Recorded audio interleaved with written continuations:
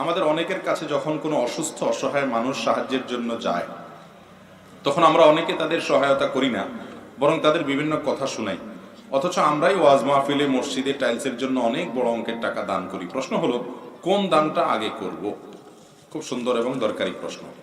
ভাইরা আমার, কোনো অভাবী মানুষ আপনার কাছে যদি হাত পাতেন, চাইতে আসেন, তিনি অসুস্থ অথবা অন্য কিছু, আপনার কাছে যদি মনে হয় এটা ফ্রড, লোকটা প্রতারণা করছে, তিনি সত্যবাদী নন, এটা যদি আপনার কাছে মনে হয়, আলামতে হাবভাবে আপনার কাছে মনে হয়, আপনি তাকে দিলেন না, এ অধিকার আপনার আছে। এবং যদি আপনার কাছে স্পষ্ট হয় যে লোকটা এই ধরনের কাজ করে বেড়ায় সারাদিন, এটা তার পেশা, মিথ্যা কথা বলছে, তাকে আমি দিলে বরং সে এই অপকর্মটা আরো বেশি করে করবে, সেজন্য আপনি তাকে না দেওয়ার অধিকার আছে। কিন্তু কোনো মানুষ আপনার কাছে হাত পাতলে বা চাইলে আপনি তাকে ধমক দিতে পারবেন না, আপনি তাকে শাসাইতে পারবেন না। আল্লাহ তাআলা কোরআনে কারিমে বলেছেন, ওয়া আম্মাস সাইলা ফালা তানহার। কোন মানুষ চাইলে হাত পাতলে তুমি তাকে ধমক দিবে না, দিতে না পারো, ধমক দেওয়ার অধিকার নেই। আমরা অনেকে আছি যে এই ধরনের মানুষকে আমরা ধমক দেই। এটা ঠিক যে অনেকে পেশাগত কারণে ভিক্ষা করে এবং মিথ্যা কথা বলে। ঢাকা শহরে তো ভিক্ষুকরা অনেকে আছে বাচ্চা ভাড়া নেয়, আমি নিজেও জানতাম না এটা। আমাকে একদিন একজনে বললেন যে ভাড়া নেয়, এবং বিভিন্ন আলামত টালামত দেখে আমার কাছেও মনে হইল তাই। বাচ্চা ভাড়া নেয়, যে বাচ্চা কোলে নিয়ে এমন ভাবে আপনার কাছে যাবে, আপনার চোখ গলে পানি আসবে। বাচ্চা হয়তো আরেকজনের, বা চুরি করা, বা মা নাই, বা কুড়ায় আনা, বা মা আছে, সে মাই বিভিন্ন মহিলাদের কাছে ভাড়া দিচ্ছে 1 ঘন্টা 2 ঘন্টা 3 ঘন্টার জন্য, এটা নিয়ে নিয়ে ভিক্ষা করো। এরকম বহুত আজগুবি কাজ আমাদের দেশে হয়। সকল সম্ভাবনার দেশ এটা, বুঝতে পেরেছেন? আবার দেখা যায় ওই যে হেফজুখানা চাঁদা তোলার জন্য রশিদ নিয়ে ছোট ছোট বাচ্চাদেরকে ফ্ল্যাটে ফ্ল্যাটে পাঠাই দেয়, আছে না নাই? কিছু লোকের ব্যবসা।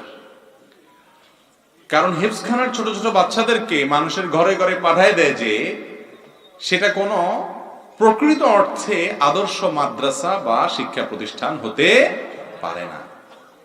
তো যাই হোক, এই ধরনের কাজ যেরকম হয়, আবার সত্য হয়। এমন লোকও হতে পারে যে লোকটা অসুস্থ হয়ে আপনার কাছে হাত পেতেছে, বাস্তবেই সে অসুস্থ হতে পারে। আপনি অন্যান্য পেশাদার ভিক্ষুকদের মতো তার সাথে যদি আচরণ খারাপ করেন, আর লোকটা যদি সত্যি বিপদগ্রস্ত হয়, তাহলে দিলের কি পরিমাণ বদদোয়া আপনি পাবেন চিন্তা করে দেখেন।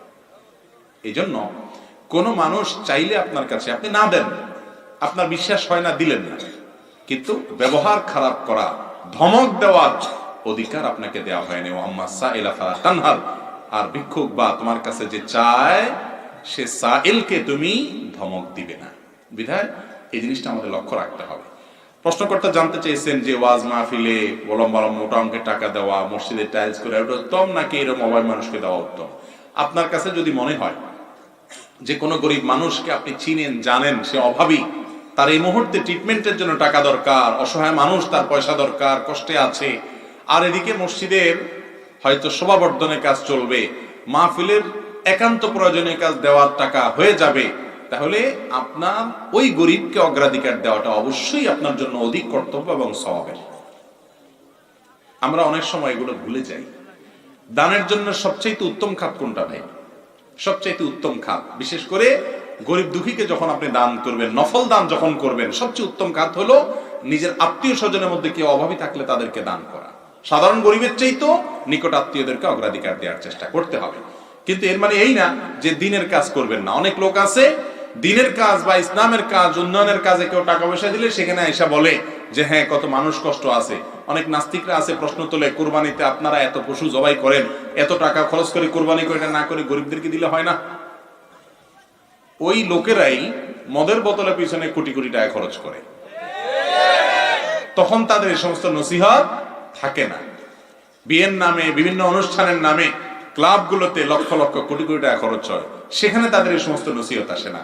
অথচ কোরবানি এটা গরিবের জন্য উপকার, কারণ কোরবানির যে গোশত, এটা গরিবের শরীরে আমিষের যোগান দেয়। অনেকে সারা বছর বেশি গোশত খেতে পারে না, সেভাবে তাদের জন্য উপকার হয়।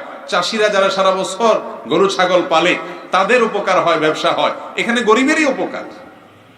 হজ করলে সেখানে বলা হয় যে হজ না করে সে টাকাগুলো গরিবকে দান করে দেন।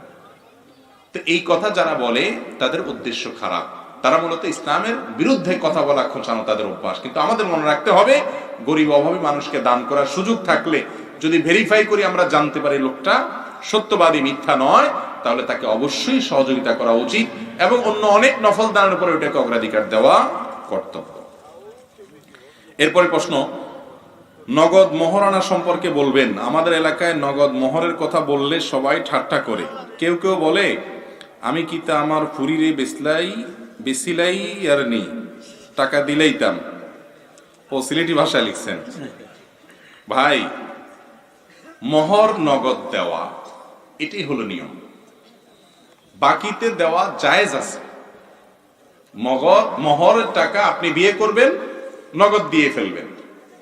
এখন নগদ মোহরের টাকা দিলে মেয়ের বাপে যদি বলে যে আমি কি ফুরি বেসিলাইতা নেই, মানে আমি মেয়ে বিক্রি করে ফেলছে নাকি তুমি আমার টাকা দিবে এখন, তাহলে এটা মূর্খতা ছাড়া আর কিছু না। আমরা দিন সম্পর্কে অজ্ঞ থাকার কারণে, না জানার কারণে কত উল্টাপাল্টা যে আমরা মনে করি। আর দ্বিতীয় কথা হলো যে আপনি শ্বশুরের টাকা দিতে গেছেন কেন? দিবেন তো বউরে। আপনি তো বউকে দিবেন, চালাকি করে শ্বশুরের কাছে দেন যাতে শ্বশুর আপনাকে ফেরত দেয়, সেটা তো হবে না। দেখেন, নবী করিম সাল্লাল্লাহু আলাইহি সাল্লামের মেয়ে ফাতেমা রাদিয়াল্লাহু তাআলা আনহা, তার বিয়ের সময় আলী রাদিয়াল্লাহু তাআলার সাথে যখন বিয়ে হয়, তিনি নিজে দাবি করে চেয়ে মোহরের টাকা মোহর আগে পরিশোধ করায় নিয়েছেন ফাতেমা রাদিয়াল্লাহু তাআলা আনহা, যে আমাকে আগে মোহরের টাকা পরিশোধ করতে হবে, করায় নিয়েছেন। দেখেন, ইসলাম মেয়েদেরকে কত রাইট দিয়েছে, কত অধিকার দিয়েছে। আর আমাদের দেশে বিয়ের পর 50, 60, 70 বছর চলে যায়, বেচারে মোহর দেওয়া হয় না। মোহর বাকিতে রাখা জায়েজ আছে, কিন্তু উত্তম না। নিয়ম হলো মোহর নগদ দিয়ে দেওয়া। বাবা যদি বলে যে মোহর দিতে গেলে যদি বলে যে আমার মেয়ে বিক্রি করছে নাকি, এটা তো বিক্রি না, এটা তো মেয়ের জন্য প্রাপ্য পাওনা, হাদিয়া, উপঢৌকন কোন আল্লাহর তরফ থেকে নির্ধারণ, এটা মেয়ের হক। বিধায় কোনো বাপ যদি ফেরত দেয় আর এরকম বোকা শ্বশুর কোনো ছেলের কপালে পড়ে, তো কপালওয়ালাই বলতে হবে, এটা ভুল ছাড়া কিছু না। আর মেয়েকে এটা দিতে হবে, কারণ মেয়ের নিজস্ব হাত খরচ আছে, তার দান করতে মনে চাবে, তার মন মতো কিছু খরচ করতে মনে চাইবে, সেটা সে কোত্থেকে করবে? এই মোহরের টাকা থেকে করবে। এই রাইট, এই অধিকার ইসলাম তাকে দিয়েছে এবং সে স্বাধীনতা তাকে দিতে হবে। বিধায় মোহরের টাকা নগদ দেওয়াই ভালো। নগদ মোহরের টাকা দিয়ে বিয়ে করেছেন এরকম মানুষ কয়জন আছেন যদি আমি এখানে জিজ্ঞেস করি, আমার মনে হয় 10% মানুষের হাত উঠবে না। উঠবে? বরং বিয়ে করেছেন 2 যুগ 3 যুগ হয়ে গেছে, এখনো মোহরের টাকা দেন নাই, এমন মানুষ বহুত আছে। ঠিক না? ঠিক। এটা খুবই অন্যায় কথা। মোহর নগদ দিয়ে দিবেন, এমন মোহর ধার্য করবেন যেটা দেওয়ার মতো। মেয়ের বাপরা আবার এত বেশি মোহর ধার্য করেন যে ওই ছেলে বেচারা সারা জীবন কামাইও দিতে পারবে না। এরকম মোহর রাখবেন না। মনে রাখবেন, মোহরের ফিগার বড় হইলেই যে আপনার মেয়ের বিয়ে টিকবে, এটা ভুল ধারণা। যে বিয়ে টিকার সেটা অল্প মোহরে টিকবে, যেটা টিকবে না সেটার মোহর অনেক বেশি হলেও টিকবে না। অতএব মোহরের ক্ষেত্রে উভয় পক্ষকে দায়িত্বশীল হতে হবে। আর হ্যাঁ, অবশ্যই মোহর নগদ দেওয়া উচিত এবং কর্তব্য। বাসর রাতে দিয়ে দিবেন, ক্লিয়ার। এরকম ধার্য করবেন যেটা ফুল দিয়ে দিতে পারে।